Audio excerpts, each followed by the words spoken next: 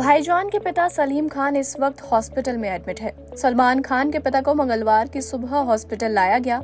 Minor brain haemorrhage के बाद उनकी डिजिटल सब्सट्रैक्शन एंजियोग्राफी की गई और सेफ्टी के लिए उन्हें वेंटिलेटर पर रखा गया है।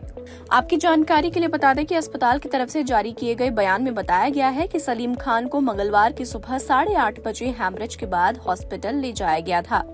ऐसे में एक सवाल जो हर किसी के मन में आ रहा है वो ये कि क्या ब्रेन हैमरेज एंजियोग्राफी की मदद से ठीक किया जा सकता है और ऑपरेशन के बाद आखिर इससे ठीक होने में कितना रिकवरी टाइम लगता है। चलिए आज की इस वीडियो में आपको डेप्थ में समझाते हैं।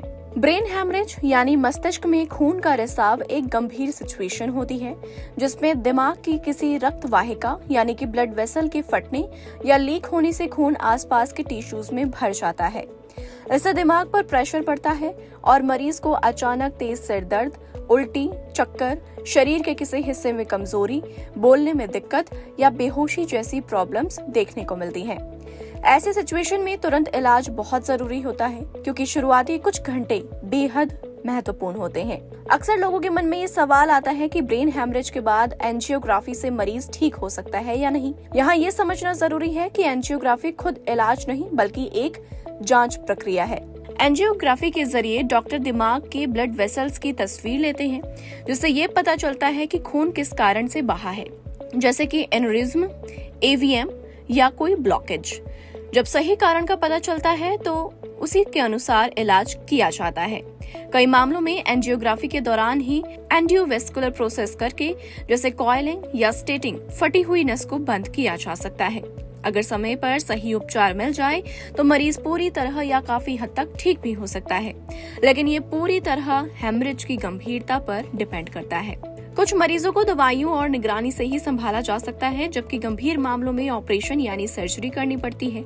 अब सर्जरी का एम जमा हुए खून को हटाना, दिमाग पर प्रेशर कम करना और फटी हुई नस को ठीक करना होता है। ऑपरेशन के बाद रिकवरी का समय हर मरीज में अलग अलग होता है। अगर हेमरेज छोटा है और समय पर इलाज मिल गया तो 4 से 6 हफ्तों में काफी सुधार देखा जा सकता है, लेकिन खून ज्यादा बहा हो या दिमाग का महत्वपूर्ण हिस्सा अफेक्टेड हुआ हो तो पूरी तरह ठीक होने में 3 से 6 महीने या उससे भी ज्यादा समय लग सकता है। कुछ मरीजों में फिजियोथेरेपी, स्पीच थेरेपी और रिहैबिलिटेशन की जरूरत पड़ती है ताकि वो चलने फिरने, बोलने और रोजमर्रा के काम फिर से सीख सकें।